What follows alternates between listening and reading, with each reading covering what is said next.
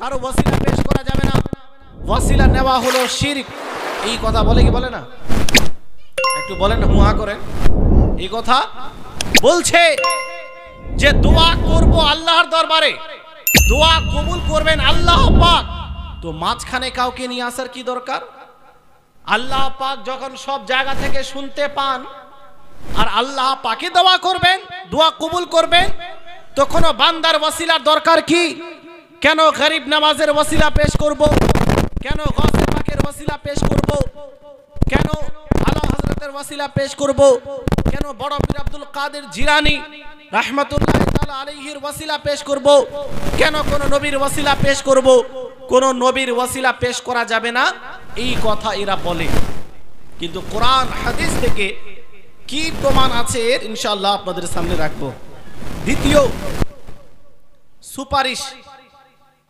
আমাদের আকীদা যে কাল হাসরের দিনে গুনাহগার বান্দাদেরকে আল্লাহ পাক জান্নাত দান করবেন সুপারিশের মাধ্যমে। নবীগণ সুপারিশ করবেন গুনাহগার বান্দাদের জন্য যে হে আল্লাহ, এই হলো গুনাহগার বান্দা, যদিও গুনাহগার কিন্তু তাদের আকীদা সঠিক ছিল, এজন্য তাদের জন্য আমরা সুপারিশ করছি। তো সুপারিশের কারণে, নবীগণের সুপারিশ করার কারণে, আলিমগণের সুপারিশ করার কারণে, ওয়ালিগণের সুপারিশ করার কারণে অসংখ্য দোজখীদের আল্লাহ পাক দোজখ থেকে জান্নাত দান করবেন। বলেন সুবহানাল্লাহ। এর দলিল কোরআন হাদিসে আছে কি না? আমরা যে মাজারে যাই, তো মাজারে যাওয়ার সঠিক নিয়ম কি? আমরা যে মান্নত করি যে গরু নিয়ে যাব, খাসি নিয়ে যাব, এই মান্নত কতদূর সঠিক? আর এই মান্নত পূর্ণ করা কি জরুরি? যে আমার অমুক কাজ হয়ে গেলে আমি তার কাছে একটি খাসি নিয়ে যাব, একটি গরু নিয়ে যাব, তো এই মান্নত পূর্ণ করা কি জরুরি? যদি কারো কাছে টাকা পয়সা না থাকে বা কোনো অসুবিধার কারণে সে মান্নত পূর্ণ না করতে পারে বা না করতে চায়, তাহলে কি তার কোনো গুনাহ হবে বা তার কোনো ক্ষতি হবে? এই বিষয়ে ইনশাআল্লাহ বলবো। জানার দরকার আছে কিনা? হ্যাঁ। তারপরে আজ আমাদের সমাজে দেখা যায় জামাই নিজের শ্বশুরকে সোনার আংটি গিফট দেয়, বিবাহের সময় দেয় কি দেয় না?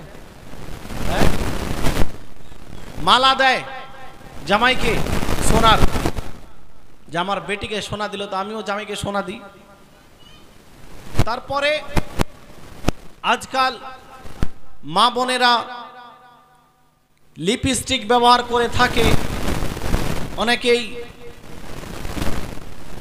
আপনার কি বলে যে নামাজ আদি করে কিন্তু লিপস্টিক ব্যবহার করে।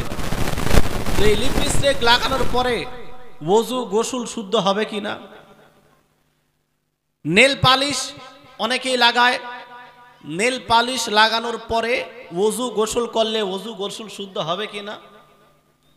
আমরা বার্থডে পালন করি, তারপরে শিক্ষক দিবস পালন করি, তারপরে ভ্যালেন্টাইন ডে পালন করি। এই যে ডে গুলো, এগুলো পালন করার শরীয়তের মধ্যে জায়েজ কিনা? অনেক বাবা জি আছে, ভাই আছে যারা লোহা, পিতল, তামার আংটি ব্যবহার করে, করে কি করে না? হ্যাঁ, তো এই আংটিগুলো ব্যবহার করা যাবে কিনা এবং এগুলো পরিধান করে নামাজ আদায় করলে নামাজ সঠিক হবে কিনা? ইনশাআল্লাহুল আজিজ কিছু গুরুত্বপূর্ণ মশলা নিয়েও আলোচনা করব। আর একবার আসুন দুরূদ পাঠ করি, তারপরে আমি আমার বিষয়ের দিকে ইনশাআল্লাহুল আজিজ যাব। পড়েন আল্লাহুম্মা। আমরা হলাম আহলে সুন্নাত ওয়া জামায়াতের অনুসারী সুন্নি মুসলমান। আমাদের আকীদা যে আল্লাহ পাকের দরবারে দোয়া করার জন্য ওয়াসিলা যদিও বা ওয়াজিব ফরজ নয় যে আপনাকে কোনো নবীর ওয়াসিলা দিতেই হবে, যদিও বা জরুরি নয়, ওয়াজিব ফরজ নয়, কিন্তু এটা হলো পছন্দনীয় একটি কাজ। বলেন সুবহানাল্লাহ। ওয়াসিলা যদি আপনি আল্লাহ পাকের দরবারে দান করেন, কোন নবীর ওয়াসিলা নিয়ে যদি দোয়া করেন, কোন নেক বান্দার ওয়াসিলা নিয়ে যদি দোয়া করেন তো দোয়া কবুল হওয়ার বেশি সুযোগ আছে, বলেন সুবহানাল্লাহ। কেননা যেই বান্দার ওয়াসিলা আপনি দিচ্ছেন, যেহেতু সেই বান্দা অলরেডি আল্লাহর দরবারে গৃহীত, আল্লাহ পাক যেহেতু সেই বান্দাকে পছন্দ করে নিয়েছেন, আর আল্লাহর পছন্দকৃত বান্দা আল্লাহর যে বন্ধু, তার ওয়াসিলা যখন পেশ করবেন তো আল্লাহ পাক খুশি হবেন। যেমন আজ যদি প্রধানমন্ত্রীর সঙ্গে কারো নিজের সম্পর্ক না থাকে, কিন্তু কোনো বন্ধুর সম্পর্ক থাকে প্রধানমন্ত্রীর সঙ্গে, তো কাজ অনেক সময় তাড়াতাড়ি হয়ে যায়, হয় কি হয় না? কাজ হয়ে যায়। যদিও বা আল্লাহ পাকের সঙ্গে কোনো উদাহরণ দেওয়া চলে না, কিন্তু বোঝানোর জন্য আপনাকে বলছি যে আল্লাহ পাকের কিছু নেক বান্দা এমন আছে যে যেহেতু তারা আল্লাহ পাকের বন্ধু, আল্লাহ পাক তাদের উপরে রাজি হয়ে আছেন। যদিও বা আমাদের ততটা সম্পর্ক আল্লাহ পাকের সঙ্গে নেই, যেহেতু আমরা গুনাহগার বান্দা, কিন্তু যারা নেককার বান্দা, যারা আল্লাহ পাককে রাজি করেছেন, তাদের ওয়াসিলা যদি দান করেন তো আল্লাহ পাক আপনার দোয়াকে কবুল করবেন, বলেন সুবহানাল্লাহ। ওয়াসিলা এ প্রসঙ্গে অনেকেই বলে যে ওয়াসিলা নেওয়ার কোনো দলিল নেই কোরআন হাদিসে। ওয়াসিলাকে শুধু নাজায়েজ বলে না, ওয়াসিলাকে শিরিক বলে দেয়। গৌসে আজমের ওয়াসিলা পেশ করা যাবে না, মাখদুম আশরাফের ওয়াসিলা পেশ করা যাবে না, গরিব নামাজের ওয়াসিলা পেশ করা যাবে না, কোনো নবীর ওয়াসিলা পেশ করা যাবে না। এইভাবে তারা বলে দেয় যে ওয়াসিলা এটা হলো টোটালি শিরক, আল্লাহর দরবারে কাউকে ওয়াসিলা হিসেবে পেশ করা যাবে না। কিন্তু মুসলমান ভাই, যদি আপনি কোরআন পড়েন তো বুঝতে পারবেন যে ওয়াসিলা নাজায়েজ কাজ নয়, ওয়াসিলা হারাম কাজ নয়, ওয়াসিলা শিরক নয়, বরং এটা এমন একটি ভালো কাজ, এমন একটি পছন্দনীয় কাজ যে স্বয়ং আল্লাহ পাক পবিত্র কোরআনের মধ্যে ওয়াসিলা নেওয়ার নির্দেশ দিয়েছেন, বলেন সুবহানাল্লাহ। ওয়াসিলা নেওয়ার নির্দেশ দিয়েছেন। আপনি উঠান পবিত্র কোরআন সূরা আল মায়েদা আয়াত নম্বর 35-এর মধ্যে আল্লাহ পাক বললেন, ইয়া আইয়ুহাল্লাযীনা আমানুত্তাকুল্লাহ, হে ঈমানদারগণ তোমরা আল্লাহকে ভয় করো, ওয়াবতাগু ইলাইহিল ওয়াসিলা, এবং আল্লাহর নৈকট্য পাওয়ার জন্য ওয়াসিলা পেশ করো, বলেন সুবহানাল্লাহ। কি করো? ওয়াসিলা পেশ করো, ওয়াসিলা তালাশ করো আল্লাহ পাকের নৈকট্য অর্জন করার জন্য। এই আয়াতের মধ্যে আল্লাহ পাক নিজের বান্দাদেরকে দুইটি নির্দেশ দিয়েছেন। প্রথম, তোমরা আল্লাহকে ভয় করো।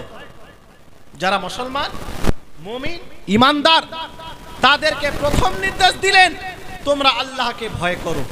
দ্বিতীয় নির্দেশ, তোমরা ওয়াসিলা নাও। কোরআনের মধ্যে আল্লাহ পাক ওয়াসিলা নেওয়ার নির্দেশ দিচ্ছেন, তো যেই কাজের নির্দেশ মহান আল্লাহ পাক দিচ্ছেন সেটা শিরক কিভাবে হতে পারে, সেটা নাজায়েজ কিভাবে হতে পারে, সেটা হারাম কিভাবে হতে পারে? আজ কিছু অল্প শিক্ষিত লোক, কিছু মাস্টার, কিছু ডাক্তার যারা কোরআনের ব্যাখ্যা বিশ্লেষণ পড়ে না, ইউটিউবের মধ্যে বিভিন্ন জাহিল শেখের বক্তব্য শুনে এই ধারণা তৈরি করছে, এই ধারণা গ্রহণ করছে যে কোনো ওয়াসিলা পেশ করা যাবে না, কোনো ওয়াসিলা নেওয়া যাবে না।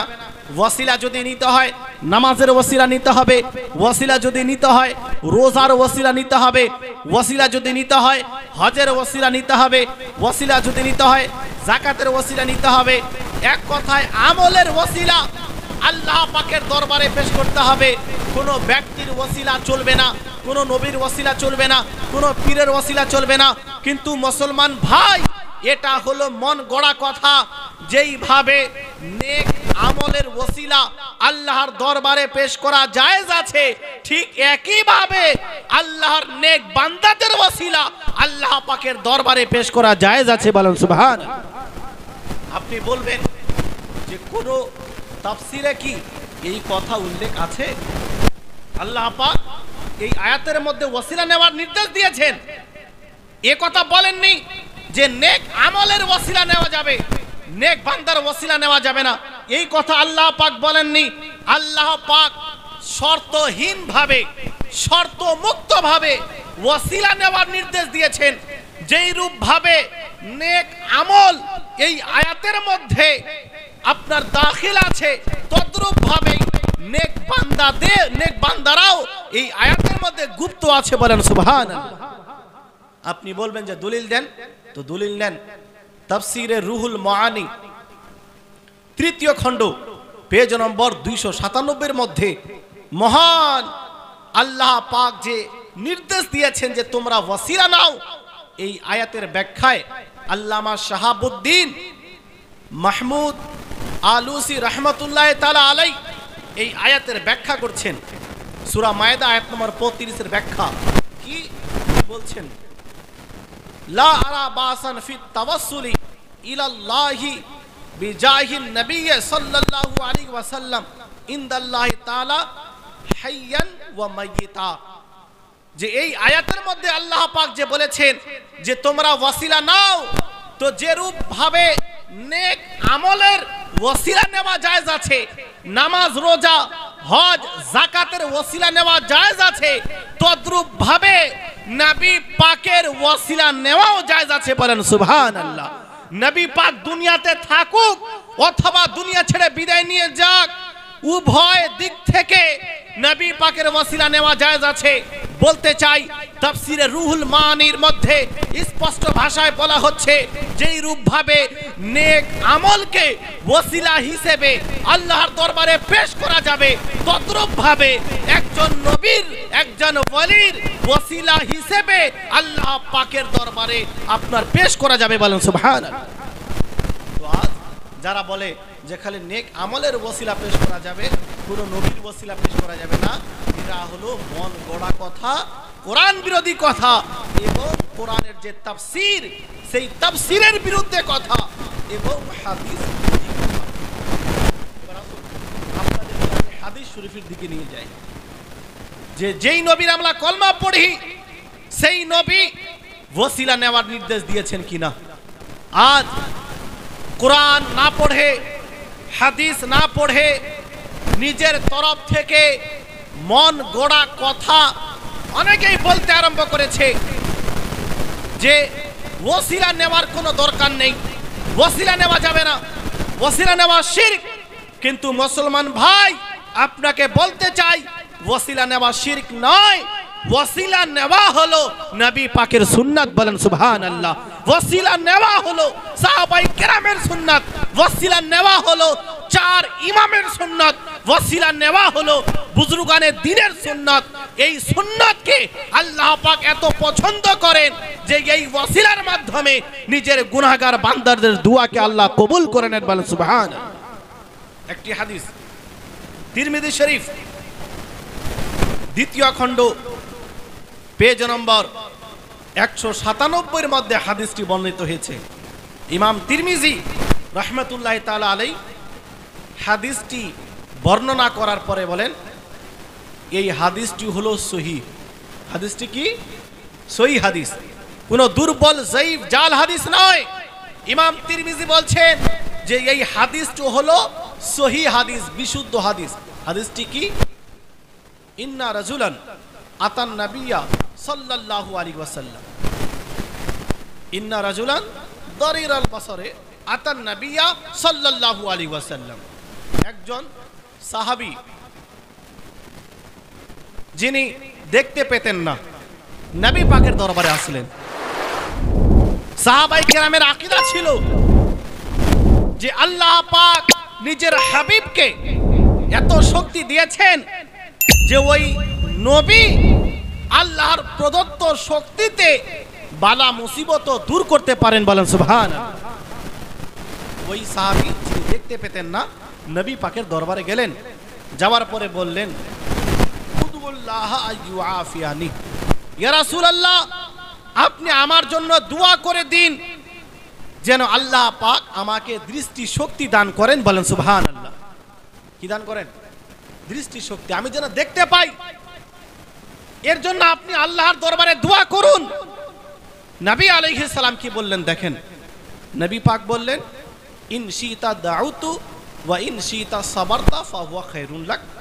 হে আমার সাহাবী শোনো, যদি তুমি চাও তো তুমি যদি ইচ্ছা প্রকাশ করো আমি তোমার জন্য দোয়া করে দিচ্ছি, আল্লাহ পাক তোমাকে দৃষ্টি শক্তি প্রদান করবেন, বলেন সুবহানাল্লাহ।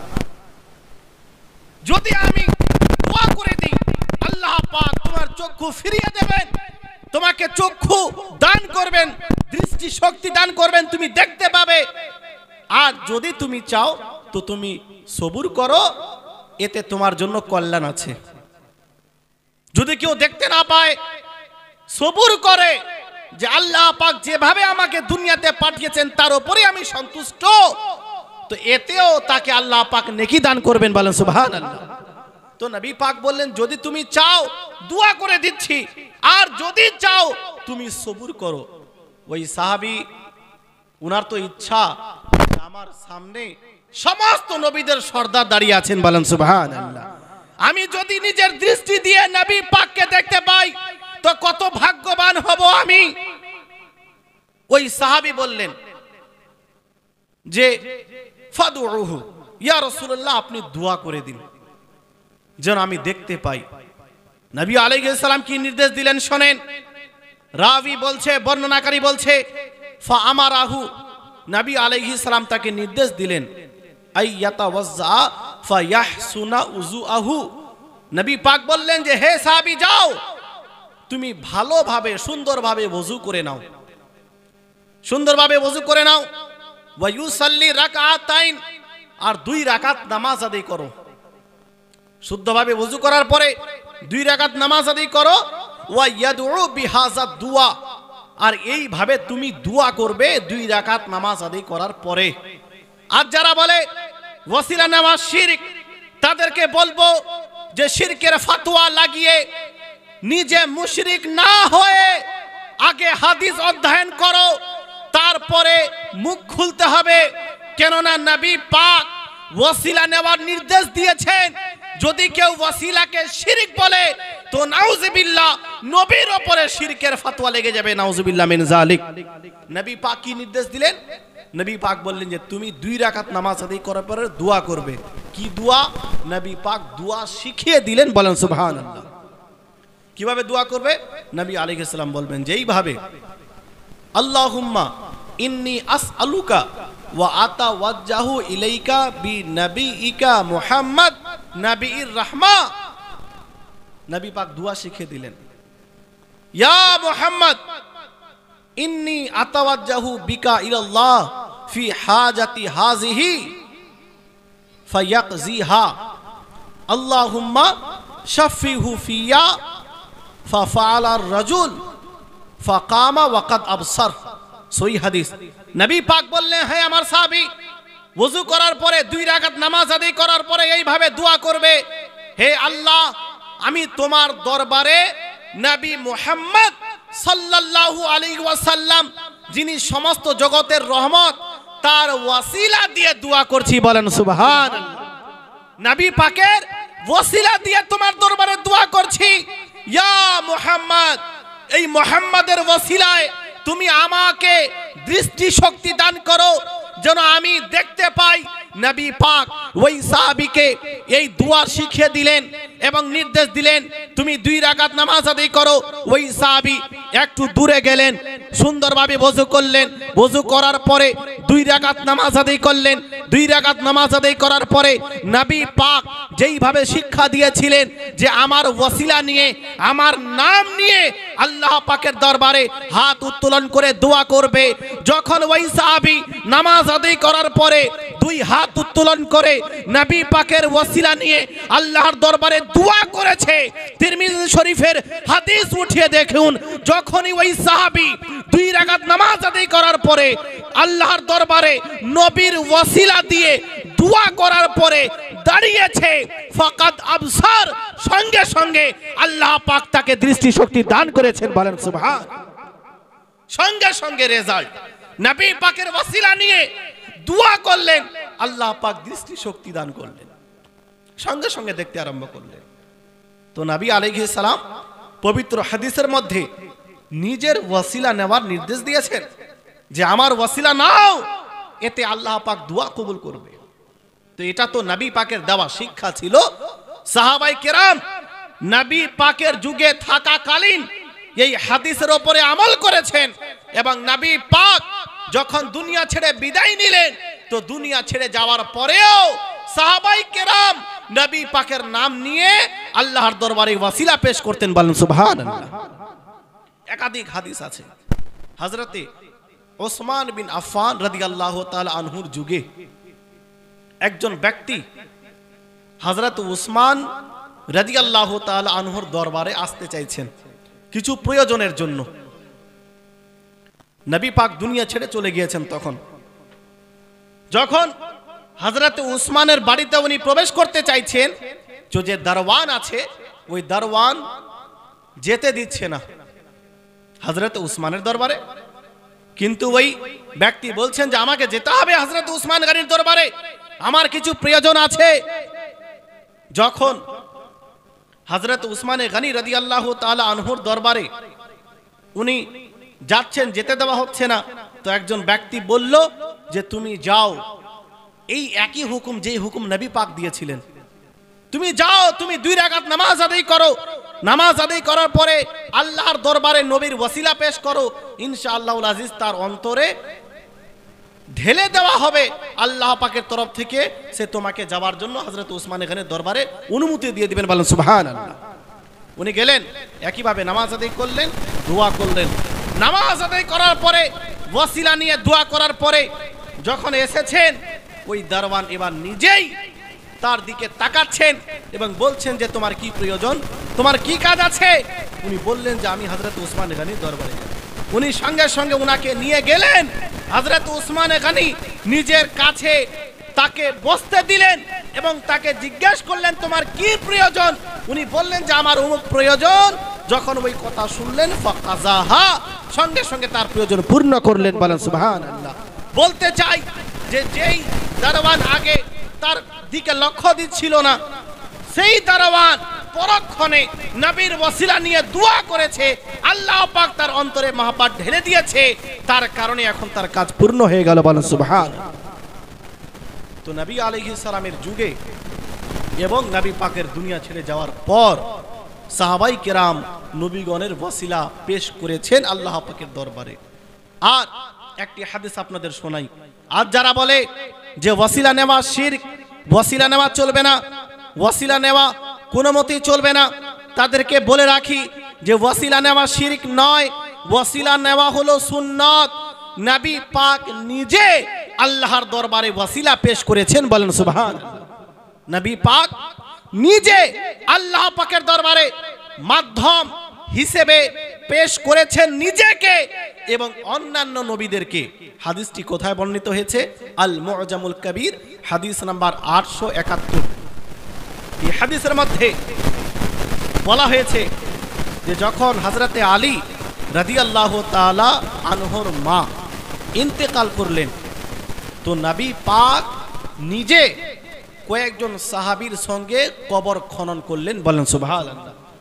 নবী পাক নিজে শরীক ছিলেন, নবী পাক নিজে কবর থেকে মাটি উঠিয়ে উঠিয়ে বাইরে রাখছিলেন। যখন দাফন করে দেওয়া হলো, হযরতে আলী রাদিয়াল্লাহু তাআলা আনহুর আম্মা জানকে, যে নবী পাকের চাচি হবে, নবী পাকের কাকিমা না, তো নবী পাক যখন দাফন করে দিলেন, দাফন করার পরে দোয়া করেছিলেন। কি দোয়া?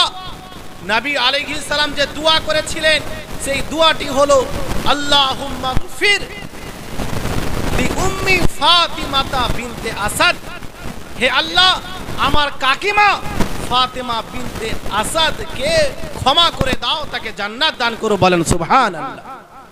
ওয়াল্লাকিনহা হুজ্জাতাহা, এবং তাকে সমস্ত প্রশ্নের উত্তর দেওয়ার তৌফিক দান করো। ওয়া ওয়াসি আলাইহা মাদখালাহা, এবং তার কবরকে চওড়া করে দাও। বিহাক্কি নবিকা ওয়ালি আম্বিয়া ইল্লাযিনা মিন ক্বাবলি, আমার ওসিলায় এবং আমার পূর্বে যত নবী এই দুনিয়াতে এসেছেন সমস্ত নবীগণের ওসিলায় আমার কাকিমা ফাতিমা বিনতে আসাদ তথা হযরতে আলীর মাকে ক্ষমা করে জান্নাত দান করো, বলেন সুবহানাল্লাহ। বলতে চাই নবী পাক সাল্লাল্লাহু আলাইহি ওয়াসাল্লাম মাওলা আলীর মায়ের জন্য যে দোয়া করলেন, তো শুধুমাত্র এমনি দোয়া করেননি, নবী পাক নিজের ওসিলা পেশ করলেন। শুধু নিজের ওসিলা নয়, নবী পাকের পূর্বে এই দুনিয়াতে হযরতে আদম থেকে নিয়ে হযরতে ঈসা পর্যন্ত যত নবী এসেছেন সমস্ত নবীগণের ওসিলা পেশ করলেন। যদি ওসিলা নেওয়া শিরক হতো, ওসিলা নেওয়া হারাম হতো, নবী পাক কোনোদিন এই কাজ করতেন না।